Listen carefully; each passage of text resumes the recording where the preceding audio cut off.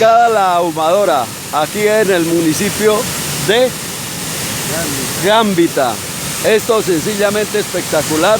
Lo rojo que vemos en la mitad de la cascada son los taninos de la madera de roble, porque anoche hubieron lluvias abundantes.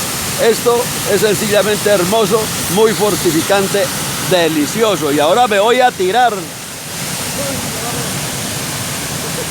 Voy a esperar allá.